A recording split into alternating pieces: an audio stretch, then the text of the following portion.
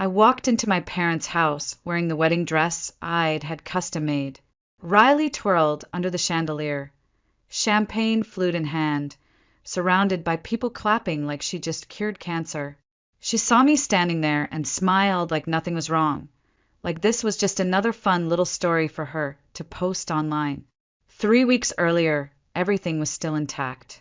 February in Santa Fe was cold, but peaceful, the kind of quiet that wrapped around your ribs and held you gently.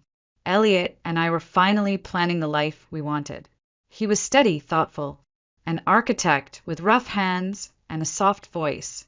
He never raised his voice, never interrupted me when I spoke, and looked at me like I was the most interesting part of every room. We got engaged in December in private. No big announcements, no Instagram posts, just a wood-carved ring, 2 mugs of hot cocoa, and the desert sun setting behind the cliffs. Our wedding was set for May 20th. Small, meaningful, nothing flashy. Just friends, students, colleagues, and the art gallery where we met.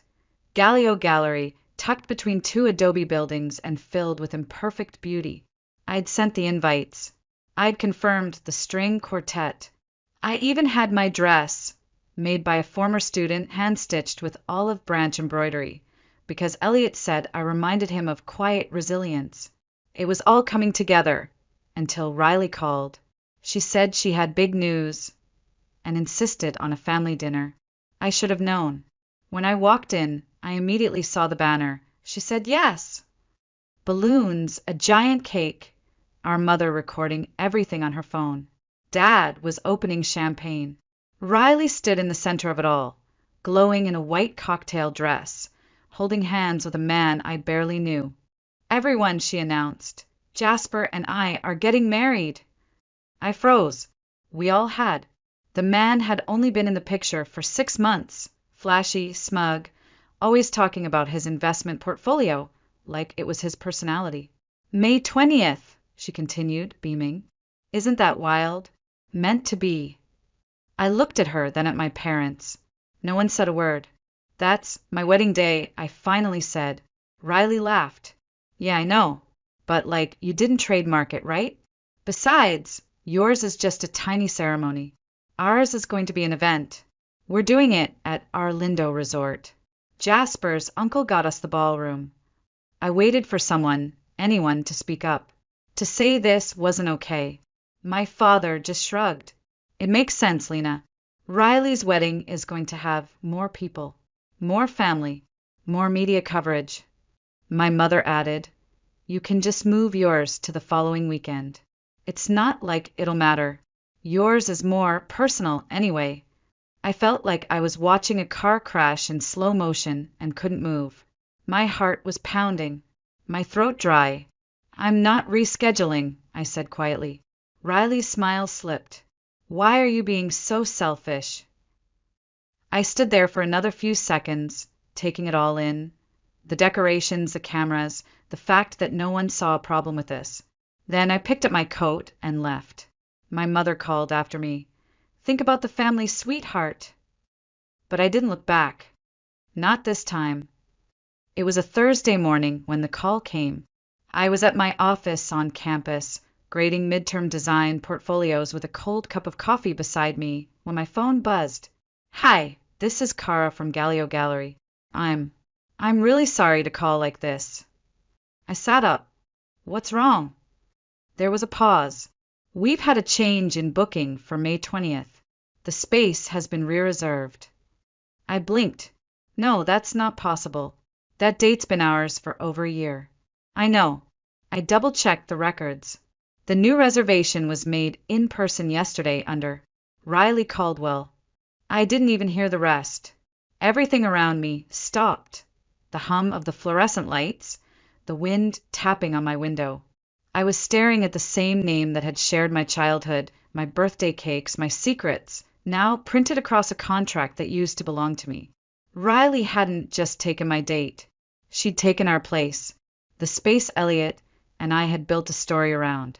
The place where he first kissed me by a sculpture of shattered glass. The only place that felt like us. I hung up the phone without saying goodbye and just sat there, numb. When I told Elliot that evening, he didn't flinch. He sat beside me on the worn couch, took my hand, and let me speak. I told him everything. How they brushed me off, how Riley smiled like a victor, how my own mother said, "It's just a venue." And he just nodded, like he already knew this wound ran deeper than logistics. The next day, I drove to my parents' house, not to ask for help, but to see if there was even a shred of decency left in them. I didn't get past the second sentence. "You should have finalized your deposit earlier," Dad said, without looking up from his newspaper. I did. She outbid me. "Well," he replied, folding the paper, "you can't be surprised. Riley's wedding is going to be much larger. More exposure. It's good for the family." The family. That word kept echoing like a curse. Mom didn't even fake concern. "It's not worth all this drama, Lena. It's just a space. Don't let this ruin your relationship with your sister." I looked at her. She stole it. "She's excited," she said, like that excused everything. Be the bigger person. I had heard that phrase too many times in my life. Be the bigger person when Riley got into trouble at school, and I had to cover for her. Be the bigger person when she crashed my car at 19 and never paid me back. Be the bigger person when Mom said she wished both her daughters had turned out more like Riley. Always the bigger person. Always the shadow. I left without another word. That night, I deleted the wedding board I'd been building for 14 months. I shut down the Pinterest folders. I canceled the florist.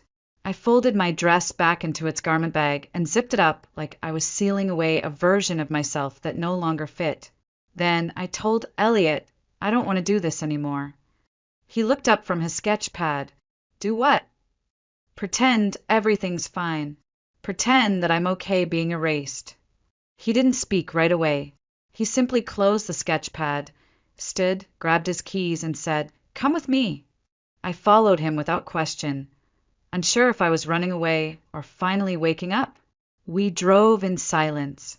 It was almost 7 p.m. when Elliot turned onto Highway 285, away from the city lights.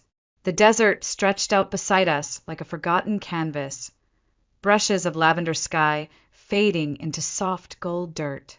I didn't ask where we were going. I didn't care. I was exhausted, not just tired, hollow.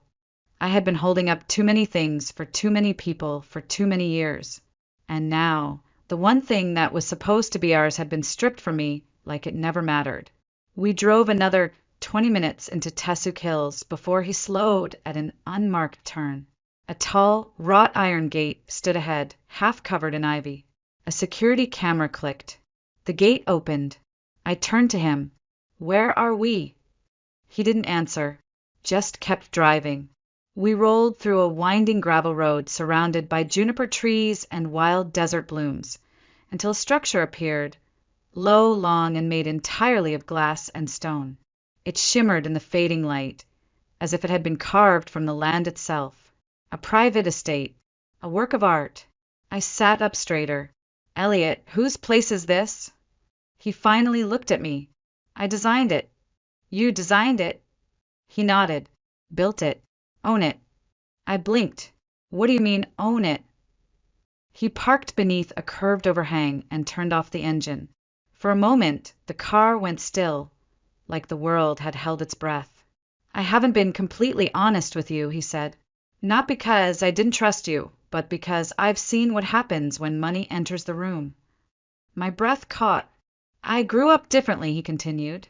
"Quiet family, old money, but I walked away from all of it.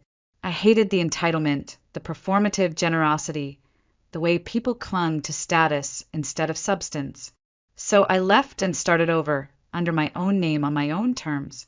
That gallery where we met, I donated that installation." He smiled just barely.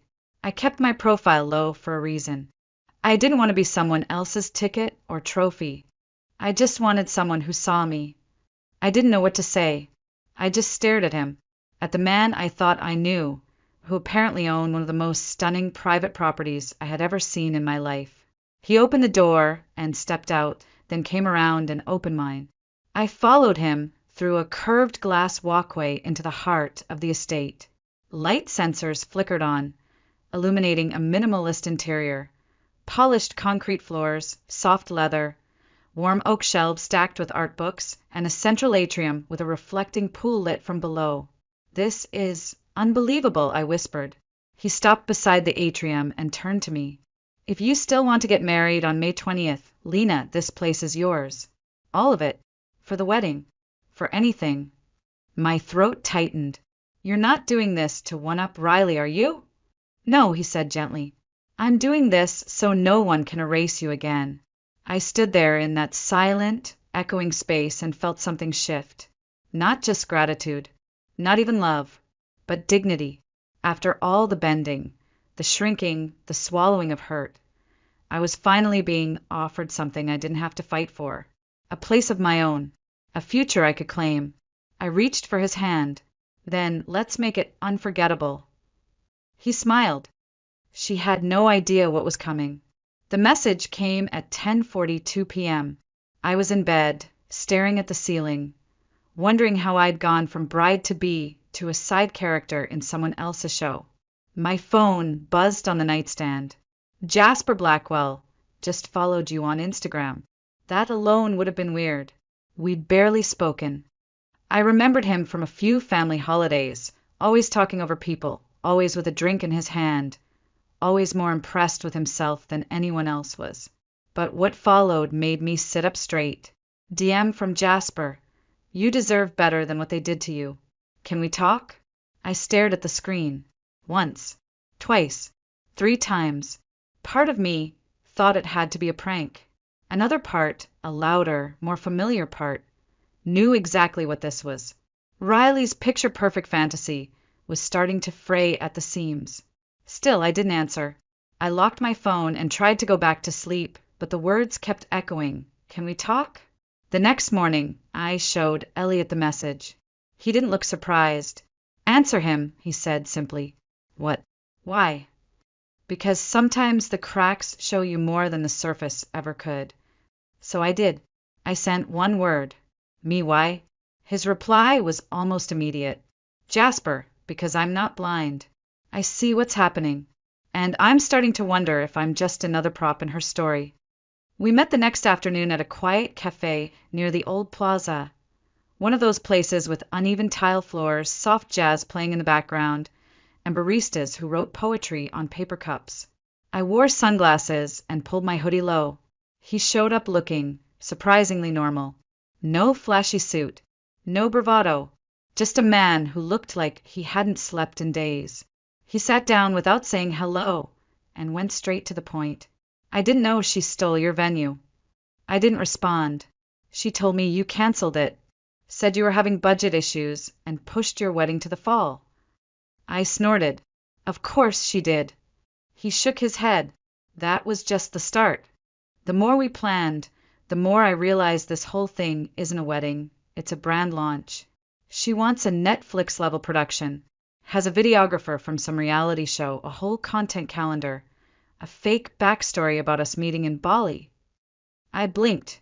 "You didn't meet in Bali." He gave me a look. "We met at a corporate retreat in Scottsdale." She said it wasn't magical enough for the narrative. I took a slow sip of coffee.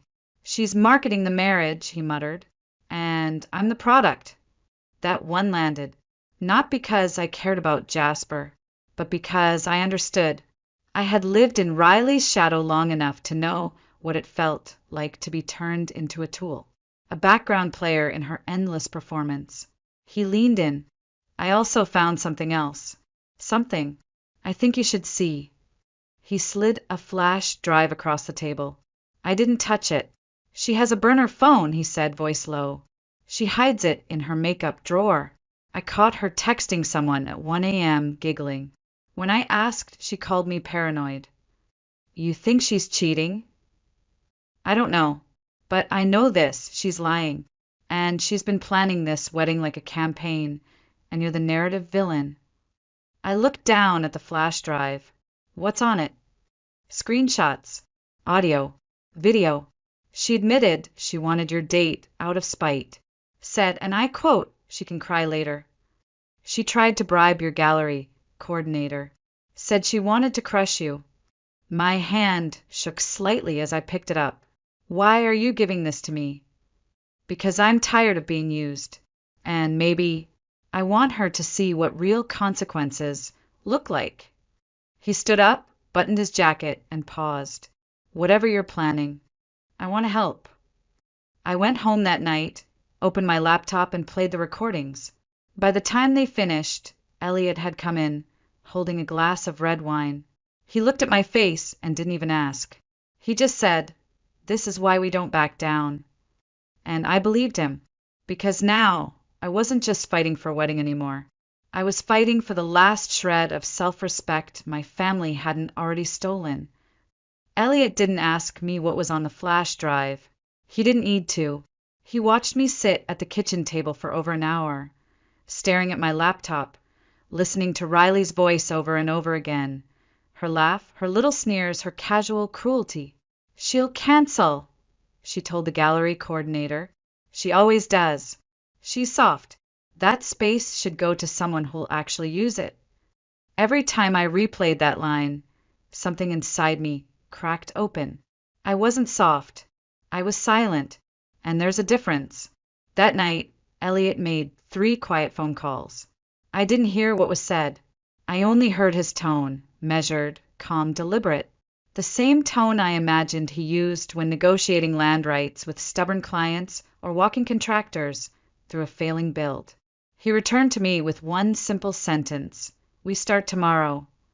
The next morning, our custom invitations arrived, sealed in deep green envelopes with gold foil lettering and wax seals. Elliot had commissioned them months ago, before everything happened. I never imagined we'd still be using them, but now they felt different. They felt like a declaration. Each invitation contained a private RSVP code, no website, no links, no hashtags, just a number. That number unlocked directions to Sagewind Estate, the property no one knew existed unless Elliot allowed it. The guest list? Hand-picked. Artists, curators, professors, former students who had become something, survivors of sibling betrayal, quiet women who had endured too long and now had a reason to celebrate. A week later, the rumors started. It began with a blog post on Southwest Artline, a secret wedding rumored to feature renowned architect Elliot Montgomery and a private art estate hidden in Tussock Hills. Then came the whispers in the faculty lounge. Then came the DMs. And finally, the call from Riley. 2 weeks of silence. And then suddenly, ping. "Riley, hey sis. Just wanted to let you know we're releasing our wedding trailer this weekend. Thought I'd give you a heads up since your wedding might feel a little understated in comparison." I stared at the message. My hands didn't even tremble. She wanted to bait me. I let her talk. What she didn't know was that her wedding trailer would never see the light of day. Not after what happened next. Because 3 days later, the Albuquerque Journal published an exclusive feature. Architectural heir Elliot Montgomery to wed artist educator Lena Caldwell in private estate ceremony. Guest list includes regional leaders, curators, and national media figures. By noon, it had over 20,000 shares. And by 3 p.m., Riley messaged me again.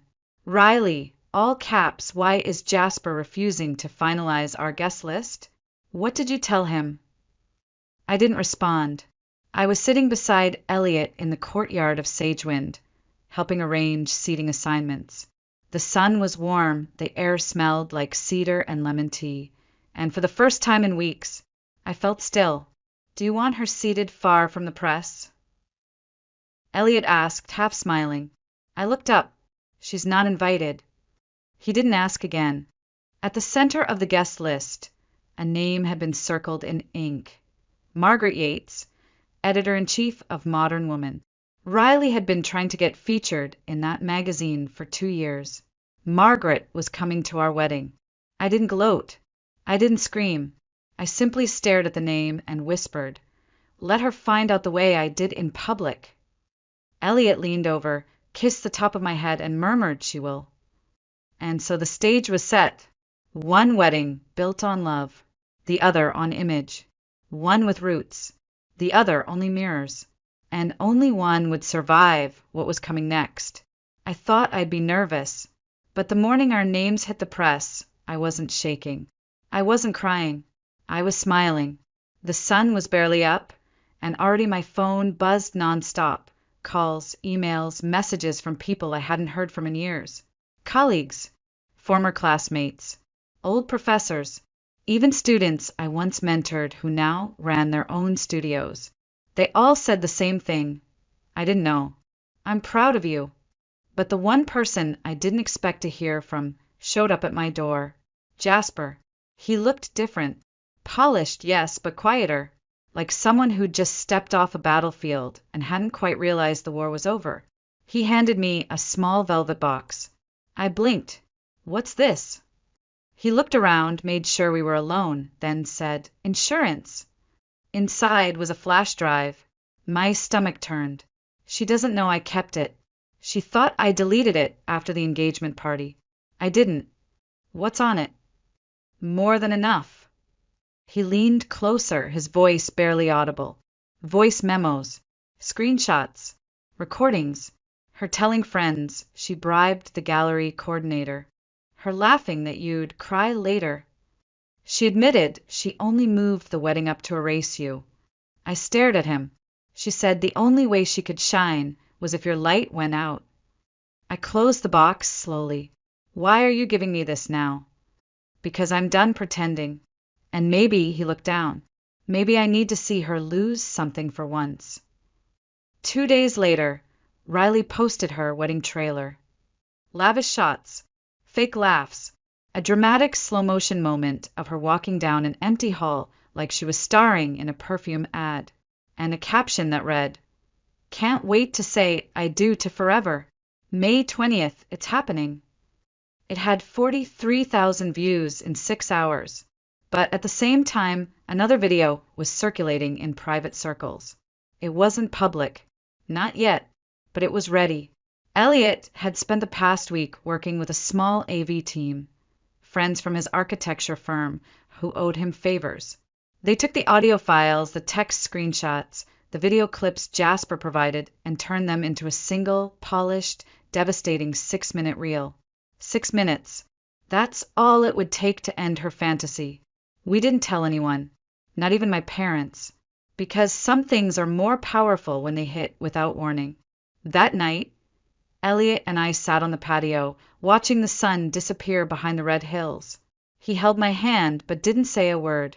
And I realized something. I wasn't afraid anymore. I wasn't hiding. I wasn't shrinking. For the first time in my adult life, I was standing at full height, and the world would just have to adjust. The next morning, Riley messaged again. Riley, just saw the guest list on Southwest Society. How the hell did you get Margaret Yates? I didn't respond. Instead, I texted Elliot 2 words, play it. At 9:02 a.m., the video went live. Not on social media, not on YouTube, but on a secured RSVP-only page linked to our wedding invite. Anyone attending our wedding would see it. Everyone Riley had tried to impress, and they'd see it first. By noon, the fallout had begun. Riley's PR manager sent a frantic email to her sponsors. We were unaware of ongoing personal issues. Please pause public-facing collaborations until further notice. 3 brands pulled out. 2 more went silent. By 3 p.m., she called me. I didn't pick up. By 6 p.m., she called Elliot. He didn't even glance at the phone. At 10:17 p.m., she posted a cryptic story on Instagram. Some people will do anything for attention. Watch who you trust. But no one responded. Her likes were down 80%. Her comment section? Brutal. And this was just the beginning. Because May 20th was coming, and she had no idea what we had saved for the reception. The day began in silence. Not the anxious kind, not the hollow stillness that follows grief. This was clarity. The sky above Sagewind was cloudless. The early morning air was cool, the kind that wraps around your shoulders like a silk shawl. I watched from the bridal suite as black cars began lining the driveway, their engines low and discreet, windows tinted. Names I had only seen on book jackets or museum plaques stepped out into the light, brushing desert dust from expensive shoes. Margaret Yates arrived at 11:08 a.m. Aidan followed at 11:12. He didn't say a word when I met him at the hallway door, just handed me a final seating chart and nodded. "She's not on it," he said. I nodded back. "Good." The ceremony began exactly at 2 p.m., the same time Riley had claimed for herself. The string quartet played the piece Elliot composed for me, soft and soaring, full of little unresolved moments that melted into resolution just when you thought they wouldn't. As I walked down the aisle, I didn't feel nerves. I felt weightless. My dress was simple. Satin. No train. No veil. But I saw the way the crowd leaned forward, the way they watched, not just out of curiosity, but reverence. They weren't here for gossip. They were here for truth. When I reached Elliot, he didn't speak. He just took my hand like he'd done 100 times before, like I was already home. We said our vows beneath an arch of wild desert roses and olive branches, with the hills behind us holding their breath. When the officiant pronounced us married, the applause was warm, respectful, but it wasn't until the reception that the fire truly began. Elliot stepped up to give his toast, glass in hand. Tie loosened. The room had dimmed slightly with the dusk, casting everything in gold. "Thank you all for being here," he began. "Today isn't just about love. It's about truth, and standing up when someone tries to silence you." People turned toward him. Some exchanged looks. "My wife," he said, pausing to let the words settle, "had her wedding nearly stolen from her. The venue, the date, even her dignity. But instead of shrinking, she rose." He looked at me. I nodded once. Then he gestured to the AV team in the corner. "And today we'd like to share the full story." The lights dimmed. The screen behind us lit up. It started with Riley's voice, recorded on Jasper's phone, crystal clear. "She'll cancel. She always does. She's soft. That gallery is mine." Gasps rippled through the crowd. Then came the screenshots, her text to the coordinator offering extra compensation to bump my reservation. Her message to Jasper, "This is my year. She can cry later." Murmurs. Disbelief. Then came the final clip. A hidden video, her laughing over dinner, makeup half done, wine glass in hand. If she really loved that guy, she'd step aside. He's just some artsy nobody. I'm the one with the real wedding. She's just background noise. When the lights came back on, no one spoke, until the applause started. Not polite, not reluctant. It was thunder, and that's when the doors slammed open. Riley stood at the back of the room, still in her designer gown, mascara streaked alone. She took 2 steps forward, saw the faces, heard the silence, and froze. Then came the final blow. Our mother stood up. "Talia!" she said, calling Riley by her middle name, the one only used when something was terribly wrong. "Enough. Leave." Riley's face crumpled. "What?" "You've embarrassed this family enough." "This isn't your day," she added, quieter but sharper. Riley didn't argue. She turned and walked out. The doors closed behind her. I exhaled. Slowly. It was done, but the echo would keep rippling, and she had no idea how far it would go. 3 days later, I received a letter. Not a text, not an email, a handwritten note, no return address. Inside was a single sentence. "This isn't over. You stole everything from me. Just wait." I folded the paper, placed it in a drawer, and closed it without another thought. Because by then, Riley had already lost everything that mattered to her. And I had already gained what she never understood. A life that didn't need her approval to mean something. The wind off the Arno was warm, like a hand brushing hair from my face. Elliot and I sat in a cafe tucked between 2 stone alleys in Florence. Our coffee cups were half empty, the sun catching in the edges of his glasses, and for the first time in years, I didn't feel like I had to brace myself for anything. There were no headlines waiting, no texts, no last-minute cancellations or demands to be the bigger person. Just quiet, just us. We spent 10 days wandering the city like we had nothing to prove. Mornings in the Uffizi, afternoons sketching doorways in forgotten courtyards, evenings drinking wine in silence, the kind of silence that wasn't awkward, just full. One night, as we watched the sunset from Piazzale Michelangelo, Elliot turned to me and said, "You look lighter." "I feel lighter," I replied, like I put something down I didn't even know I was carrying. That was the thing about being erased for so long. You didn't always notice the weight until it was gone. When we returned to Santa Fe, there was a letter waiting from the dean of my department. They'd seen the wedding coverage, seen the video, heard from donors and alumni. They wanted to offer me a new role, Director of Arts and Equity Initiatives, with funding to start a mentorship program for underrepresented student artists. I said yes, and something in me opened.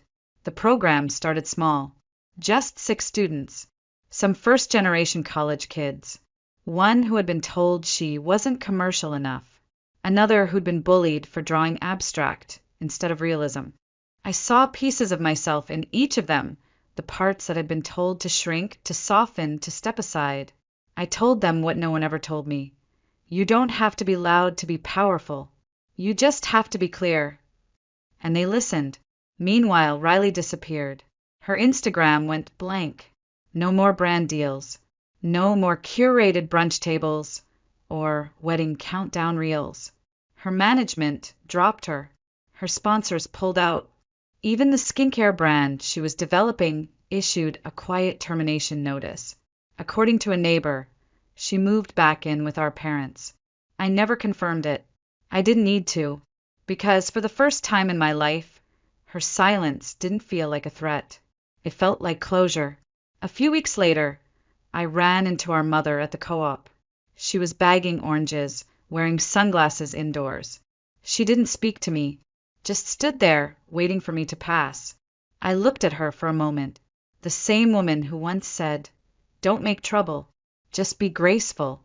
The same woman who told me to adjust, because Riley's wedding had more press. I didn't feel anger. Not anymore. I just felt sad for how small her world had become. And I walked on. Some nights, I still think about the moment it all turned. Not when Riley stole the venue. Not when Elliot revealed Sagewind. Not even when the video went live. It was the moment I said, "I'm done pretending." That's when everything began. That's when I stopped living for apologies I would never get and started living for myself. Riley tried to take everything from me, but in the end, she gave me what she never meant to, a reason to rise, a reason to claim my name again, a reason to choose myself, fully, unapologetically, permanently, and I'll never give that back.